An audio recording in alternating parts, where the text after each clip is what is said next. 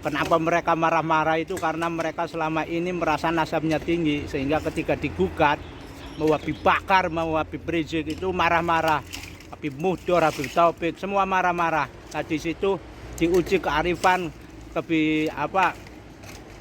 kedewasaan, akhlak, adab. Ya, kalau orang mereka karena mereka tidak menyatu, tidak membumi. Nah, jangankan tahu rongsok, ya tidak membumi. Bagaimana? Assalamualaikum warahmatullahi wabarakatuh. Saudara sekalian dimanapun Anda berada, pada kesempatan kali ini kita akan sama-sama menyaksikan tukang rongsokan ya, yang ikut mengomentari daripada polemik nasab ini. Ya, jadi ada beberapa sindiran dan teguran dari tukang rongsokan ini, luar biasa sekali untuk para Habib Ba'alawi yang kelakuannya tidak ada yang bisa kita bilang dewasa ya. Ditegur sama Kiai Imad, langsung mereka menunjukkan sifat asli mereka. Oke, selengkapnya mari kita sama-sama simak video berikut. Assalamualaikum warahmatullahi wabarakatuh, guys. Ya, polemik nasab. Nah, polemik nasab itu tukang rongsok, tapi ikut menikmati perdebatan di media sosial, terutama di YouTube ya. Ramai sekali polemik nasab. Saya pro Imad, tadinya Husnudon, sekarang sudah pro Imad. Jadi buat pendukung kayak Imad namanya Imader, buat pendukung Habiber atau Baklawer lah. Istilah baru dunia perongsokan, Imader versus Baklawer. Jadi kalau kita amati, lepas dari bahwa polemik nasab itu kajian ilmiah, sampai saat ini belum ada Habib yang arif, bijak dalam menyikapi polemik nasab, karena polemik nasab itu kaitannya dengan harga diri. Kenapa mereka marah-marah itu karena mereka selama ini merasa nasabnya tinggi, sehingga ketika digugat mau Habib Bakar, mau Habib Rizik itu marah-marah. Habib Muhdor, Habib Taufik, semua marah-marah. Nah di situ diuji kearifan, kedewasaan, akhlak, adab. Ya, kalau orang mereka karena mereka tidak menyatu, tidak membumi. Nah, jangankan tahu rongsok, ya tidak membumi. Bagaimana Habib Quraisy Shihab, bagaimana membumikan Al-Quran, di mana bumi dipijak di situ langit dijunjung. Mereka para Habiber nggak ada yang membumi. Kalau membumi ya seperti Wali Songo. Walaupun nenek moyang Wali Songo datang dari Arab atau dari Afrika atau dari India atau dari Gujarat, mereka membumi ya menyatu, sehingga keturunannya ya menyatu. Beda kalau para Habiber itu Baklawer itu ya, datang dari Belanda, dibawa oleh Belanda. Mereka ingin menjajah mental, spiritual. Maka yang terjadi adalah dawir, memperbudakan, luar biasa. Nah, jadi sampai saat ini kalau Mbak Maimun sering kita lihat YouTube itu, ikir kersane Gusti Allah, walaupun mereka berdalih punya alibi bahwa kiai-kiai NU itu hormat sama Habib. Ya benar, apalagi itu Habib Wafi itu yang anti ilmu pengetahuan. Habib Wafi bahwa patokan ilmu nasab itu suhro wal istifadah. Nah, itu mereka para Habiber, penggemar Habib, anti ilmu pengetahuan. Mereka berdalih fikih itu dzon, prasangka. Fikih itu ijtihad. Termasuk nasab itu juga bagian dari ijtihad, bukan akidah. Akidah jelas, rukun iman ada 6, rukun Islam ada 5. Tapi kalau nasab itu ijtihad, sebagaimana Kiai Imad juga sudah berijtihad. Kalau Gus Wafi itu anti ilmu pengetahuan, masa tes DNA nggak boleh. Dengan patokan surah wal istifadah, keterkenalan dan keterkaitan apa-apalah istilahnya.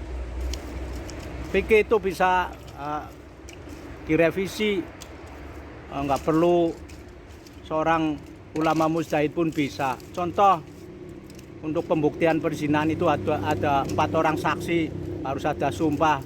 Sekarang nggak perlu itu untuk membuktikan seorang berzina. Cukup kamu berzina enggak, aku kamu berzina, mana saksinya? Nggak perlu saksi. Kalau nggak ada, nggak perlu. Begitu tampilkan ada rekaman ini loh, kamu ngakui nggak? Iya. Nah, cukup video, nggak perlu 4 saksi. Nah itu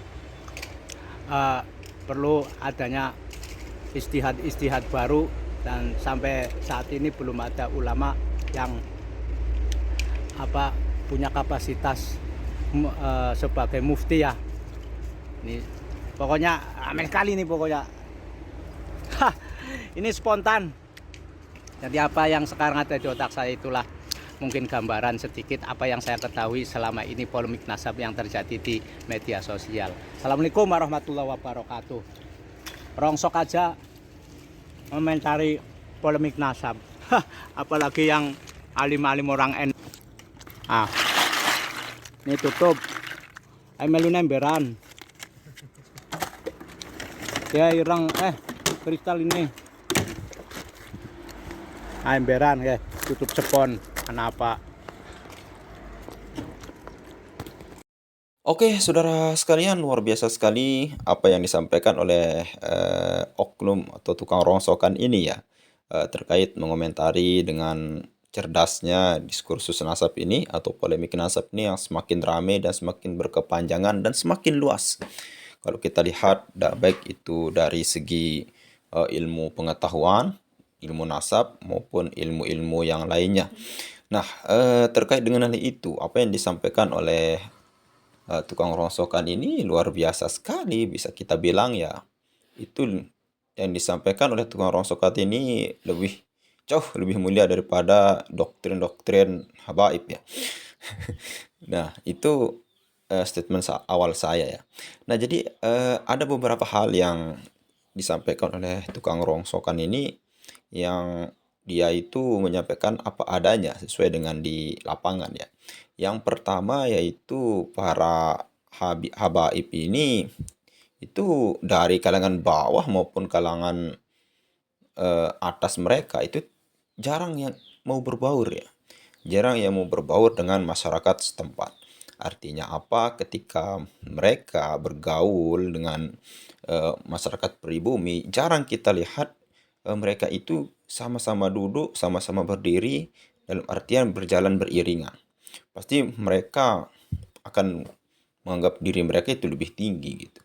Kenapa? Karena ya itu memang doktrin mereka dari nenek moyang mereka bahwa dengan nasab mereka ini bersambung kepada Nabi Muhammad SAW, ini membuktikan bahwa mereka itu lebih mulia daripada masyarakat pribumi. Nah, itu yang disampaikan oleh tukang rongsokan ini gitu. Apalagi jarang kita temukan Habib di Indonesia ini sebagai tukang rongsokan dan sebagainya. Padahal tukang sampah atau tukang rongsokan itu pekerjaan mulia ya. Kenapa pekerjaan mulia? Selama itu halal untuk menafkahkan anak istri kita, itu termasuk pekerjaan mulia, termasuk bisa mendorong kita masuk ke surga gitu. Bukan hanya mencinta habaib maka kita akan masuk surga gara-gara cinta itu. Bukan hanya itu saja sebenarnya. Bahkan sekarang itu habaib pun banyak yang kelakuannya banyak kelakuannya yang memang kelihatan kelakuan asli mereka. Ya, kalau tukang rongsokan itu bisa kita bilang dia berbaur dan cinta terhadap pekerjaan mereka, tidak minta-minta, tidak asal comot-camet harta orang lain. Apalagi jarang kita temukan tukang rongsokan, bahkan tidak pernah kita temukan minta istri orang. Dia suruh ceraikan istri orang, lalu kemudian dia yang ambil setelah menjadi janda. Tidak ada. Yang kita temukan ya para oknum habaib ini. Ketika ada istri orang cantik, lalu kemudian dia suruh ceraikan, lalu dia yang ambil. Itulah fenomena sekarang ini gitu. Itu yang pertama.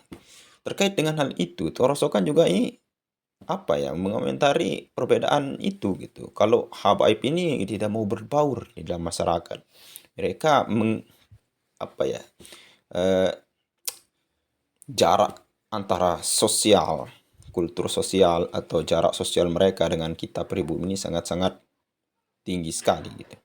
Nah, apalagi kalau kita lihat keturunan Wali Songo gitu. Kalau keturunan Wali Songo itu luar biasa sekali.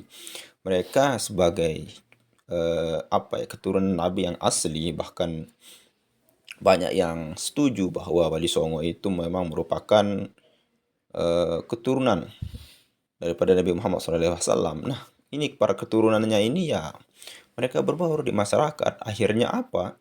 Akhirnya ya jarang yang mengetahui bahwa mereka ini bahwa keturunan Wali Songo gitu. Bahkan mereka malu untuk diketahui sebagai keturunan Wali Songo. Kenapa malu? Karena bukannya malu tidak tidak bersyukur ya. Malu dalam artian di sini lebih takzim daripada leluhur mereka, bahwa leluhur mereka itu mempunyai tinta emas di dalam pemikiran Nusantara, pemikiran orang-orang Nusantara ini. Tapi mereka ketika itu sebagai keturunan Wali Songo, mereka tidak takut akan tidak mampu untuk membawa akhlak, kelakuan daripada nenek moyang mereka gitu.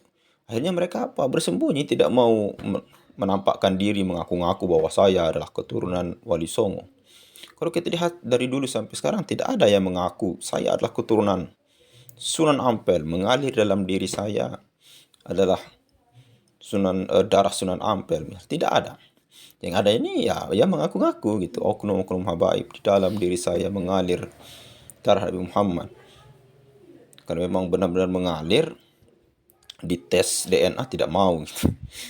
Apalagi di dalam kisah kita temukan bahwa kalau tidak salah Imam Zainal Abidin dibuktikan bahwa kalau Anda benar-benar Imam Zainal Abidin ya kalau tidak salah, dibuktikan bahwa kalau Anda benar-benar keturunan Nabi Muhammad masuk ke kandang singa.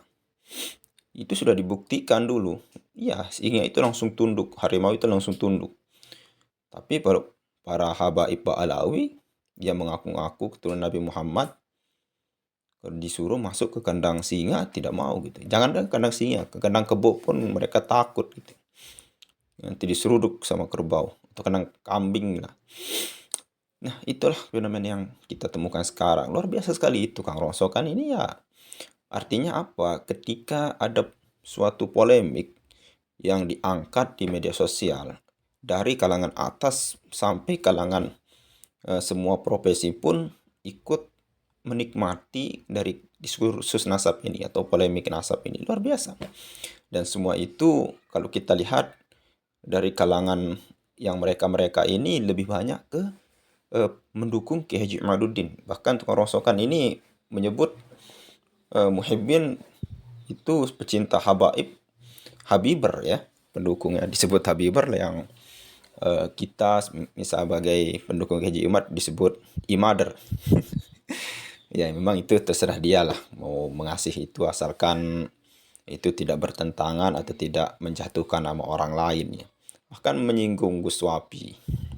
Dikatakan bukan Gus ya, tapi Habib Wapi yang yang anti daripada ilmu pengetahuan. Ya bagus juga logika yang disampaikan oleh tukang rongsokan ini gitu. Dulu itu orang disebut berzina apabila sudah ada saksi 4 orang gitu. Kalau ilmu pengetahuan sekarang tidak perlu saksi 4 orang, cukup ada CCTV atau video bukti bahwa dia sudah berduaan melakukan hal seperti itu sudah cukup meskipun 1 orang. Itulah perkembangan ilmu pengetahuan dan Gus Wapi tidak mau mempercayai itu gitu. Ya hanya mengklaim husnuzon beberapa ulama-ulama dulu gitu tanpa ingin berbaur dengan ilmu pengetahuan yang sekarang seperti Profesor Manahem Ali dengan ahli filologi, Dr. Sugeng dengan tes DNA-nya. Bahkan dia tidak mau menerima itu. Oke, saudara sekalian mungkin hanya itu saja yang bisa kita sampaikan. Luar biasa tukang rongsokan. Meskipun pekerjaan Anda dinilai oleh sebagian besar orang itu pekerjaan yang sangat rendah sekali. Namun ketika hati kita ingat kepada Allah, membela yang benar, maka Allah tidak memandang Anda bekerja sebagai itu gitu. Yang dipandang oleh Allah itu bagaimana Anda mencintai, bagaimana Anda bertakwa, beribadah kepada Allah Subhanahu wa taala. Oke, mungkin hanya itu saja yang bisa kita sampaikan. Sekian, assalamualaikum warahmatullahi wabarakatuh.